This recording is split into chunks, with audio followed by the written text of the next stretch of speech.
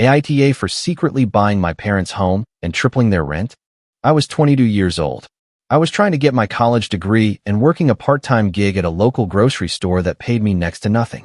My parents, Robert and Susan, were always on my back, as if my life belonged to them. They had this perfect image in their heads of how my life should turn out, and they weren't subtle at all about pushing me to follow that plan every single day. They thought they knew better than me, but honestly, they had no idea what I actually wanted. So, one evening, we were sitting at the dinner table, just a regular Thursday night or something, and I was trying to quietly eat this overcooked meatloaf my mom had made. It was like chewing on cardboard, but I wasn't going to say that.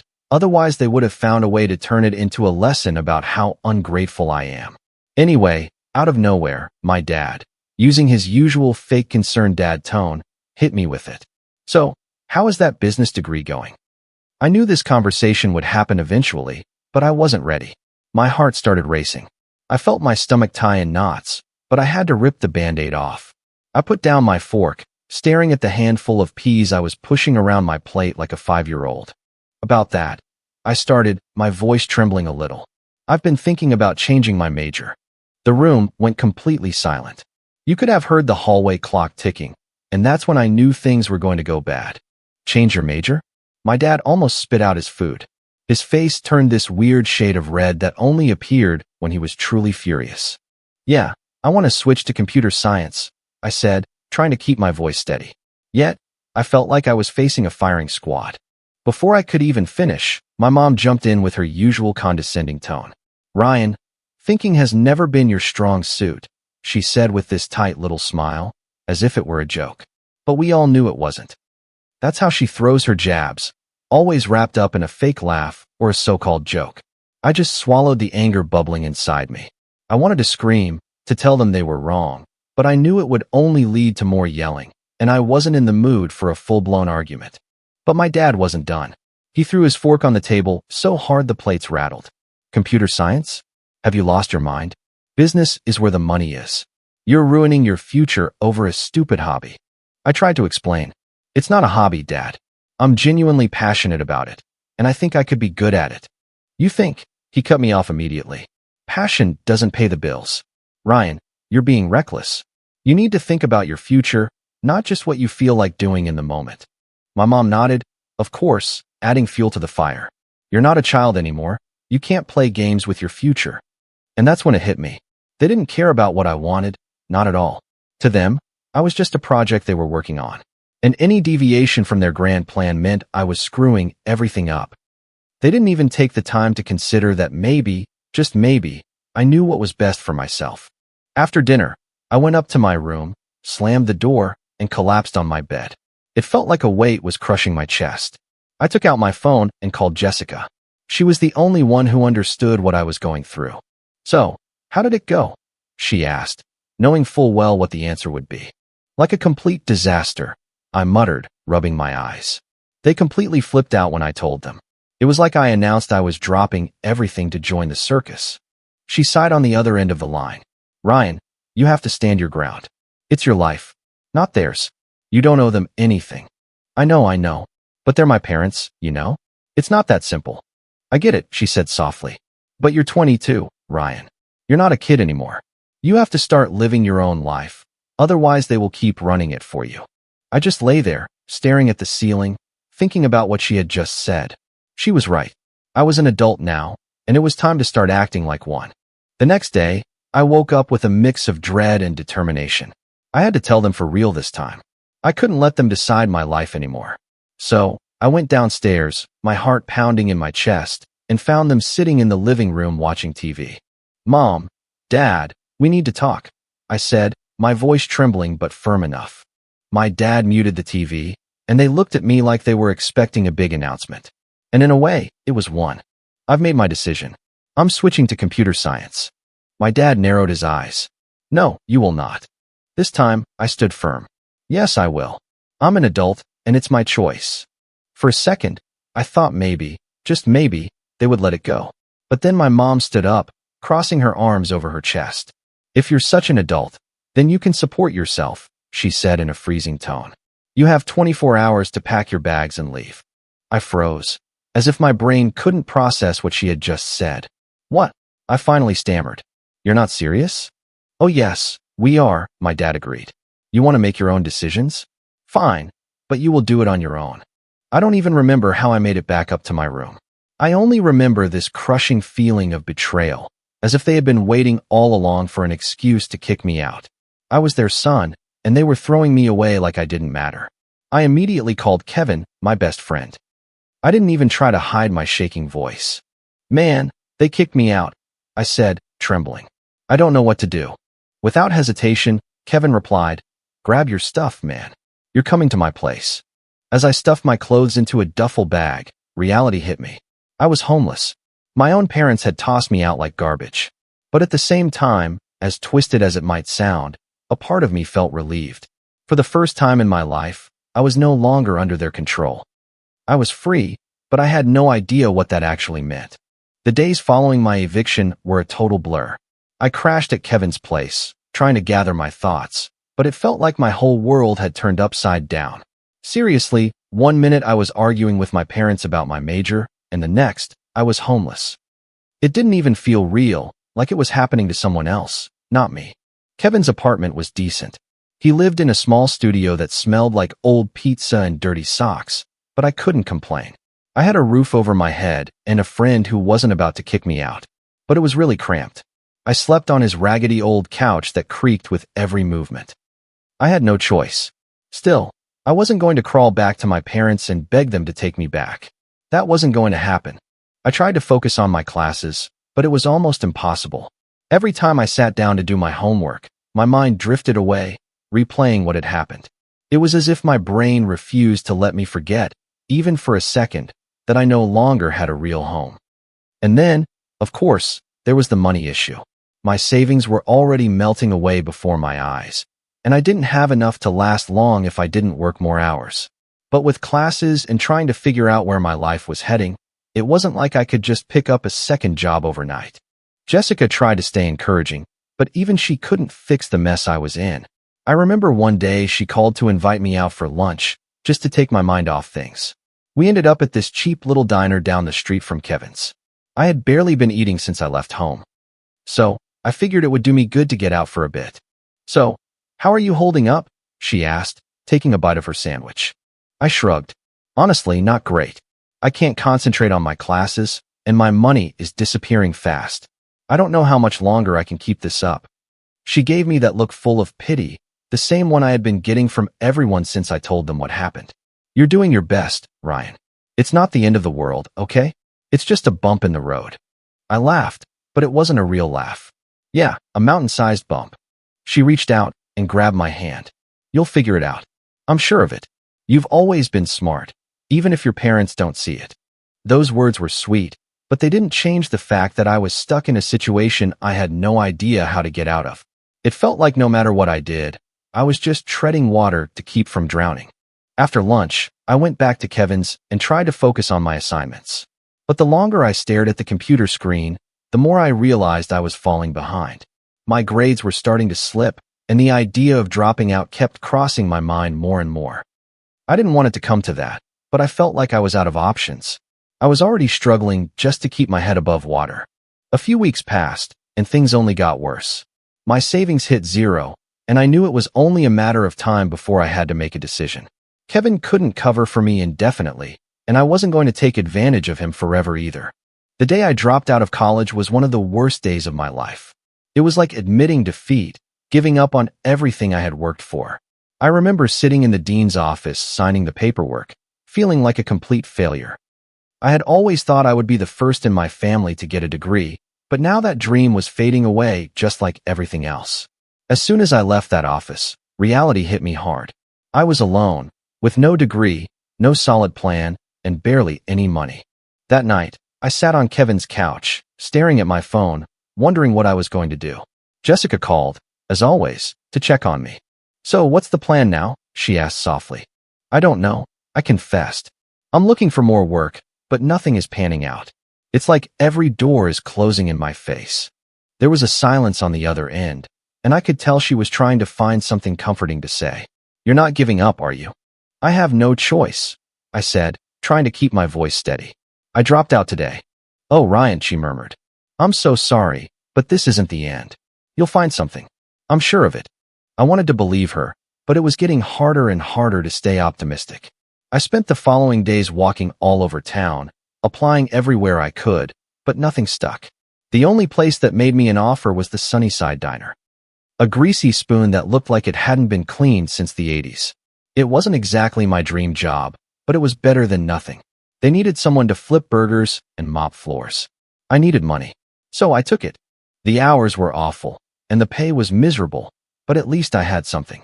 I spent my days covered in grease, tossing burgers on the grill while my manager, Hank, barked orders like I was in the military. He was a tough, blunt guy who only seemed to care about results, but at least he noticed when I worked hard. After a month, on a slow day at the diner, Hank pulled me aside. Kid, you've got a good work ethic. You want to pick up some extra hours?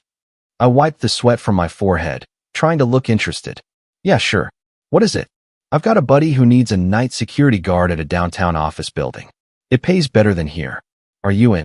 I didn't even need to think about it. Yeah, I'm in. And just like that, I was working 2 jobs, cook by day, night watchman in an empty building by night. It wasn't glamorous, but at least it was something. Sleep became a luxury I could no longer afford. Most nights, I was running on fumes, barely able to keep my eyes open, but I had no other choice. I had to survive. Jessica kept sending me IT internship listings, trying to help me get back on track, but I had neither the time nor the energy to apply. My life had become entirely about survival. Period. It was no longer about dreams or passion. It was just about keeping my head above water day after day. Every night, sitting in that empty building, watching the city lights flicker in the distance, I couldn't help but wonder how my life had ended up like this. Just a few months ago, I had plans, dreams, a future. Now, I was just holding on one shift at a time. And the worst part was that I didn't see any way out. Working 2 jobs was hell. Plain and simple, there were no other words for it. The diner was greasy and chaotic, and the night shifts in that empty building were just mind-numbing. I was living on 4 hours of sleep. I chugged energy drinks like water, and I practically lived out of my old backpack that I lugged around everywhere. But at least some money was coming in. It wasn't much, but enough to get by. Kevin didn't say it, but I think he was relieved that I could start chipping in for rent. I didn't want to be that guy mooching off his best friend while his life fell apart. So, I made sure to give him whatever I could. I was still sleeping on his couch, but at least I was no longer a dead weight. Then, without warning, things started to change. I don't know if it was dumb luck or the universe finally deciding to cut me a break. But one day, while I was flipping burgers at the diner, this guy came in for lunch. At first, I didn't pay any attention to him, just another customer. He looked tired, like all of us who work too much for not enough money. After his meal, he came up to the counter to pay, and as I was handing him his change, he glanced at the laptop screen I had opened behind the register. I had been working on some coding exercises during my break, just to stay sharp. The guy raised an eyebrow. You know how to code? He asked in a voice that was both casual and curious. I nodded, trying not to look too eager. Yeah, I'm self-taught, hoping to make a career out of it someday. He smiled. Well, I might have something for you. My company is looking for entry-level IT techs. Nothing crazy, but it's a start. I blinked, not quite believing what I was hearing. Seriously? Yeah. He shrugged like it was no big deal. Send me your resume. I'll put in a good word for you. He handed me his business card, and I swear my hands were shaking as I took it. It was like a little spark of hope that I hadn't felt in months. That night, I completely ignored the exhaustion from pulling double shifts. I got back to Kevin's, fired up my laptop, and worked on my resume. It wasn't perfect, but it was something. I emailed it to the guy before overthinking it. Then I tried not to get my hopes up. Days went by with no news. A part of me thought he was just being polite and that I would never get a call back. But one afternoon, while I was sitting in that empty office building during my night shift, my phone buzzed. It was an email from that company. I stared frozen at the screen for a solid minute, too scared to open it. When I finally did, it wasn't a rejection. It was an invitation for an interview. I couldn't believe it. I had gone from a fast food kitchen and guarding deserted offices to the possibility of maybe getting a real IT job. The interview was nothing prestigious. I borrowed a decent dress shirt from Kevin and took the bus to the office. It was a small startup, nothing flashy, but it felt like a whole other world compared to what I was used to. The guy from the diner, whose name I now knew was Mark, greeted me at the door and introduced me to his boss, Sarah. Sarah was tough, but fair. She asked about my experience, and I was upfront. I had no degree, but I had taught myself as much as possible about coding and IT. I showed her a few small projects I had worked on, and she didn't seem too impressed at first. Then she asked me to solve a problem on the spot, something technical I had never done before. I panicked for a second, my brain scrambling. Then I remembered all those nights spent practicing, doing coding challenges just for fun. I took a deep breath and dove in, trying not to let the pressure crush me. When I finished, Sarah peeked over my shoulder. She didn't say much, just nodded while looking at Mark. He has potential. Let's give him a shot. I didn't even know how to react. I wanted to jump for joy, but I just sat there, trying to keep my cool while my heart was pounding out of my chest. I started the following week as an entry-level technician. It wasn't glamorous, but I didn't care. For the first time in months, I wasn't flipping burgers or guarding a gloomy building at 3 a.m. I was finally doing something I loved. Sarah and Mark were patient with me, teaching me the ropes, but they also pushed me to keep learning. They didn't hold my hand, and that was exactly what I needed. The nights were still tough. I was still juggling the other two jobs, so I wouldn't mess up this opportunity. I spent my days at the startup, then went straight to the diner or security gig. Sleep remained a rare luxury, and most mornings I woke up feeling like I'd been hit by a truck. Jessica stood by my side through it all. She was my rock, constantly sending me job postings or checking in on how things were going at the startup. I don't think I would have made it without her. Every time I was on the verge of breaking down, she reminded me why I was doing all this, to build something solid. After a few months of relentless effort, I finally hit my breaking point. I couldn't keep working multiple jobs without losing my mind. So, I went to see Hank, the diner manager, and told him I had to quit. He wasn't thrilled, but he understood. "Good luck, kid," he said in a rare moment of sincerity. "You're a hard worker. You'll be fine." Walking out of that diner for the last time lifted a huge weight off my shoulders. I kept the security job for certain nights, but at least I wasn't burning out quite as fast anymore. Over time, I poured my heart and soul into IT. Every free minute was spent learning new skills, taking on projects, and absorbing as much knowledge as I could. I was no longer just trying to survive. I was building something real, something of my own. It wasn't easy, and there were days when I doubted myself, wondering if I was chasing an impossible dream. But every time I managed to solve a problem after hours of relentless effort, I found that spark again, that fire I had been missing so much. And little by little, step by step, I started seeing a future take shape. Not the one my parents had planned for me, but the one I truly wanted. And for the first time in a long time, that was enough for me. A few months after I started, something changed. Not in a bad way, just a new feeling. I finally loved what I was doing, and I was no longer waking up in the morning just to survive another day at a dead-end job. IT, coding, troubleshooting, it wasn't glamorous, but I liked it. It was mine, something I had worked hard for. I remember one afternoon, I was deep into some code when my boss, Sarah, came over to me. She wasn't the type to beat around the bush, and I appreciated that. She leaned against my desk and said, "I've been watching your work these past few months. You have potential, but you're holding back." I blinked, caught off guard. "Holding back? What do you mean?" She crossed her arms with that look that clearly said she already knew the answer. "You have the skills, but you play it safe. I see you staying in your comfort zone. You don't take risks. You don't push yourself. You're comfortable, and that's fine. But comfort won't get you anywhere in this business." I didn't know what to say. She wasn't wrong. I was doing my job, sure, but I wasn't really standing out.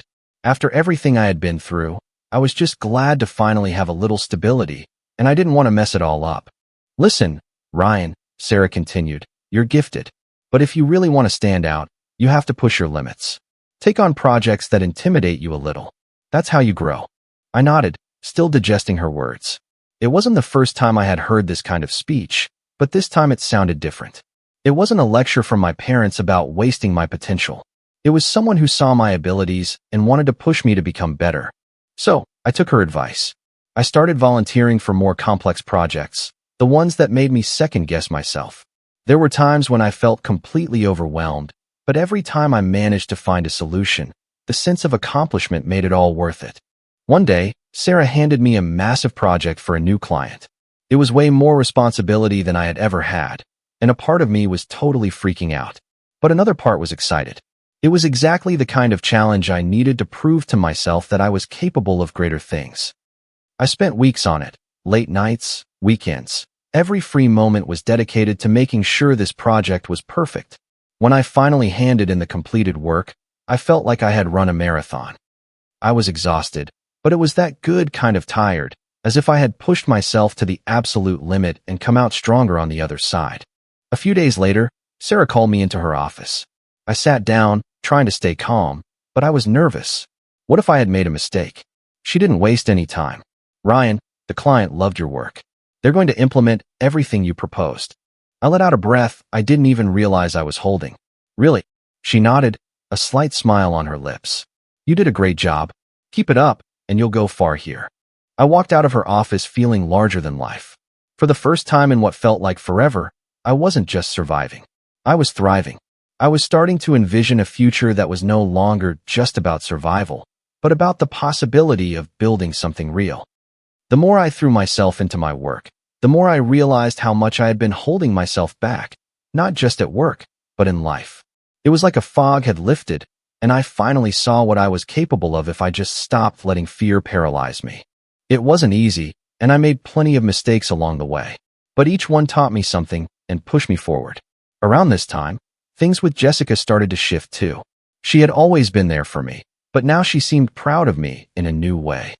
When we went out for dinner, instead of complaining about my crappy jobs or money problems, I would talk about a new project or a trick I had learned, and she genuinely listened, as if she saw that I was finally on the path I was meant for. One evening, we were sitting on her couch after a particularly brutal work week. I was beat, but in a good way, and she looked at me with this smile. You know, she said softly, I always knew you would get here. Maybe not the way you planned, but you made it. You're really making it. I didn't know what to say. She had been with me through the absolute worst moments, the days when I didn't even know if I could make rent or where my next paycheck was coming from. But she had stayed, without ever making me feel like I wasn't enough. Hearing her say that made me realize just how lucky I was to have her by my side. Thank you, I said, my voice rougher than I wanted it to be. I don't think I would have made it this far without you. She laughed, shaking her head. Of course you would have. You just needed a little push. Maybe she was right, but her being there made everything so much more bearable. From then on, things really started to take off. Work was getting more intense, but in a good way. I had more responsibilities, I was getting better at what I did, and people were starting to notice. Sarah entrusted me with increasingly complex projects, and every time I finished one, my confidence grew. And money-wise, I wasn't rolling in it yet, but things were much better. I had finally quit the security job, and even though I wasn't rich, I no longer had to wonder where my next meal was coming from. For the first time in a long time, I felt stable, standing on solid ground. One afternoon, Sarah called me into her office again. I sat down, expecting another big project, but she had this serious look that I hadn't seen before. I want to talk to you about your future here, she said in a calm, direct voice.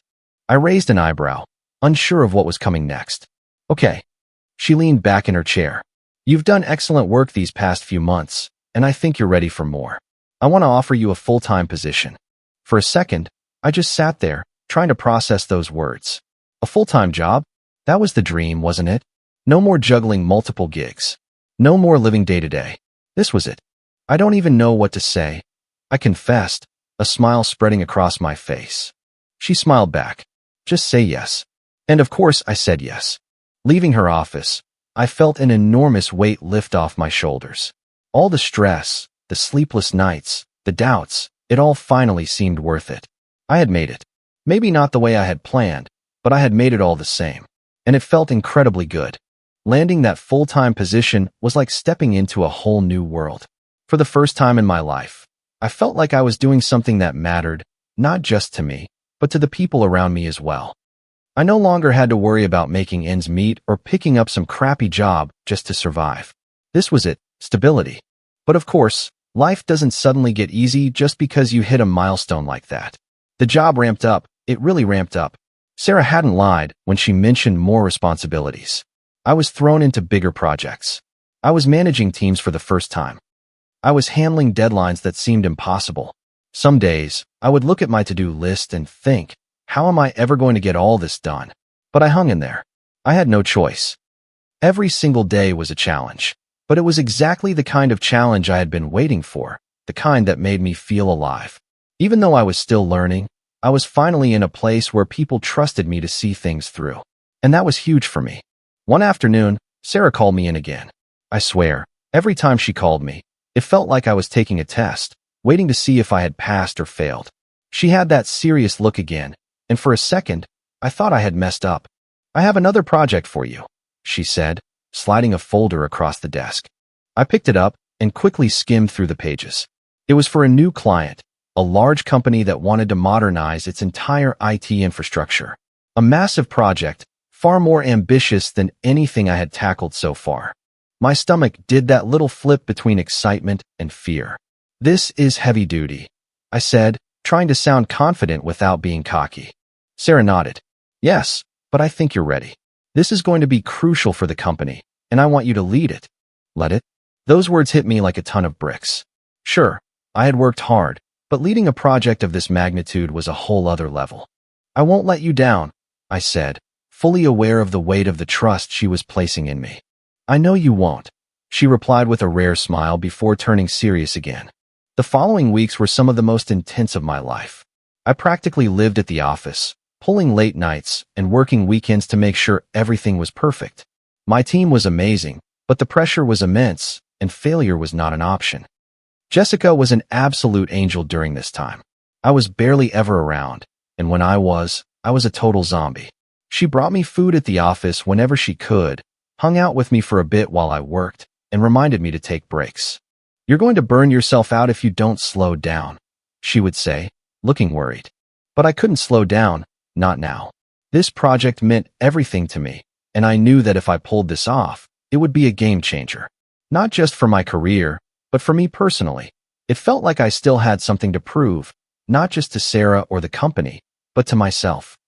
I had to show that I was capable, that I could rise to the occasion. The night before the final presentation to the client, I barely slept. I kept running through everything in my head, double-checking every single detail over and over, making sure nothing was overlooked. It felt like all the stress and anxiety from the past year was converging into this one moment, and I was on the brink of something huge. The next morning, I walked into the conference room, my heart pounding in my chest. The clients were all there, in their suits and ties, looking dead serious. I set up my presentation, trying to calm my nerves, but it felt like my entire career was riding on this one meeting. Sarah was there too, sitting at the end of the table, watching me closely. I took a deep breath, reminded myself that I had prepared for this, and started my presentation. It wasn't flawless. I fumbled on a couple of slides, stumbled over a few words, but I kept pushing through. I answered their questions, explained the blueprint, and showed them exactly why this upgrade was exactly what they needed. And when it was all over, I just stood there, waiting for their reaction, my palms sweating. For what felt like an eternity, nobody spoke. They just flipped through the handouts, whispering things to each other. My stomach was doing somersaults, and I half expected them to tear the whole thing down completely. But their head of IT finally spoke up. "This looks solid," he said, nodding. "We're going to move forward with this plan." I couldn't believe it. I had actually pulled it off. I wanted to jump up and pump my fist in the air like a total idiot. But I kept it professional, nodding calmly as if it were just another day at the office. Inside, though, I was ecstatic. After the meeting, Sarah pulled me aside. "Great job," she said, that rare smile returning to her face. "You earned this." I didn't know what got to me more, her praise or the fact that I had just nailed the biggest project of my life. Either way, I had crossed some kind of invisible finish line. All the struggles I had been through, the fights with my parents, getting kicked out, dropping out of college, working 2 jobs just to survive, it had all led me to this very moment. That evening, I walked out of the office with the weight of the past few months finally lifted off my shoulders. I didn't even care that I would probably have to be right back at it the next morning for the next project. For the first time in a long time, I felt exactly where I was meant to be. On the drive home, I called Jessica, unable to contain my excitement. "Babe, we did it." They loved the presentation. We're going to implement the whole thing." She laughed, and I could hear the pride in her voice. I knew it. "I'm so proud of you, Ryan." Hearing that made everything feel even more real. It wasn't just about the job anymore. It was everything I had fought for, everything I had sacrificed to get to this point. I was no longer the lost, scared kid who got kicked out by his parents. I was building something for myself on my own terms. The future didn't seem so uncertain anymore. I was no longer in survival mode. I was thriving, and that feeling right there was worth everything. A few years after that huge project, my life had changed in ways I never could have imagined. I had gone from surviving to thriving in the IT world, and eventually, I made a decision that even surprised myself. I started my own company. Of course, it didn't happen overnight. I had put in a lot of time, built a solid reputation, saved up money, and networked. Eventually, I felt ready to take the leap. Getting my business off the ground wasn't easy at first. Sleepless nights, mountains of paperwork, and the constant fear that it would all come crashing down. But deep inside, I knew this was what I was meant to do. So, I pushed through, grinding day in and day out, and pretty soon, things started to move. I landed contracts, built a solid little team, and the company began to take off. After a few years, we were bringing in more money than I ever thought possible. I wasn't just getting by anymore. I was truly succeeding. I was no longer flipping burgers or guarding empty buildings. I was running my own business, watching it grow month after month. Sometimes, it felt unreal, like I was living someone else's life. But no, it was mine. I had built it. When my company really started to soar, Jessica and I began talking about buying a house. We had been renting for years, and it felt like the right time to find something permanent, a place of our own. We started looking at listings, visiting houses on weekends, dreaming about where we wanted to settle down. One day, while browsing real estate websites, I stumbled across something that froze me in my tracks. The house I had grown up in, the one my parents still lived in, was up for sale. I couldn't believe my eyes. I hadn't spoken to my parents in years, and honestly, I wasn't keeping tabs on their lives. But seeing that house for sale gave me a weird feeling. I clicked on the listing and read the details. Apparently, their landlord had decided to sell, and the asking price was an absolute steal compared to other houses in the neighborhood. And right then, like a light bulb turning on in my head, I had this crazy idea. I could buy the house. At first, it felt petty. Honestly, who does that? Who buys their parents' house out from under them after getting kicked out? But the more I thought about it, the more it made sense. I had the means, and they had absolutely no clue that I had money or that I was even looking to buy a house. This was my chance to take back control of a situation that had left me feeling powerless for years. So, I called my real estate agent and made an offer without hesitation. The price was right, and I had more than enough funds to close the deal smoothly. A few weeks later, the sale was finalized, and suddenly, I was the owner of my childhood home. It was mine, and that's when things took an interesting turn. The day after signing, I got a call from the property manager who handled the place. "The tenants want to meet the new owner," he told me. "They want to discuss the rent and a few issues." I smiled to myself. This was going to be good. Of course, I didn't say anything. I just asked him to set up the meeting. The plan was already forming in my head. When the day came, I pulled up to the house. I parked my car out front and knocked on the door like I was just a regular landlord. My dad opened it. He looked surprised, but I could tell he didn't recognize me right away. It had been years since we last saw each other, and I guess I no longer looked like the kid who left home with a duffel bag and zero real plans. "We're here to see the new landlord," he said, looking confused. "That's me," I replied, walking in as if I owned the place, which, of course, I did. He blinked, clearly taken aback. "Wait, what? You're the owner?" "Yeah," I said, trying not to laugh. "I bought the house." Right then, my mom stepped out of the living room. When she saw me, her eyes went wide. "Ryan," she gasped. "What are you doing here?" I just smiled and leaned against the wall. "Well, I'm your landlord now." The look on their faces was priceless. They were completely speechless, just standing there, frozen in shock. I could tell they were trying to process the fact that the kid they kicked out all those years ago was now the owner of their home. It felt like some strange kind of justice, but I wasn't there to gloat. I was there to handle business. "So," I said, breaking the awkward silence. "About the rent." They were both staring at me, clearly not ready for what was coming next. "I'm tripling the amount," I stated, dead serious. My dad's jaw dropped. Triple the rent? You can't be serious. Oh, I'm completely serious, I replied. You see, property values have gone up, and I need to make sure I'm getting a fair return on my investment. So yeah, the rent is going up a lot. My mom tried to reason with me, her voice trembling. Ryan, we can't afford that. You know we can't. I shrugged. That's not really my problem. You can either pay the new rent, or you can find somewhere else to live. It's your choice. It was harsh, I know, but I wasn't going to back down. They made their choice years ago when they kicked me out, and now it was my turn to set the rules. They just stood there dumbfounded, probably realizing they didn't have much of a choice. With their ruined credit and no real options, they were stuck. After a few minutes of awkward exchange, I told them I would give them some time to think about it, and walked out. As I got into my car and drove away, I couldn't help but feel a weird mix of emotions. A part of me was satisfied, maybe even a little vindicated, but another part felt empty. I had accomplished what I set out to do. I had proven that I wasn't the failure they thought I was, that I had made something of my life despite everything they put me through. But as I drove away from that house, I realized that no rent increase or piece of property could ever fix the damage that had been done. It wasn't about revenge anymore. It was about letting go. That being said, I still wasn't backing down on the rent. Comment: setting boundaries with people we love is one of the hardest things we will ever do. Yet protecting your peace and future is a profound act of self-respect.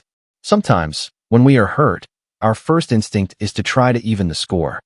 The real journey, however, is what comes after that initial reaction. It is about healing the parts of us that were damaged and learning to build our own sense of security. Taking responsibility for our own happiness is the ultimate form of empowerment.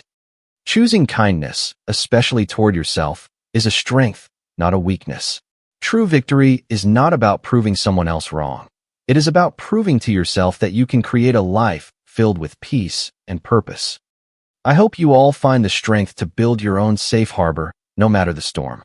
If you like the stories, don't forget to leave a comment and support the channel by subscribing.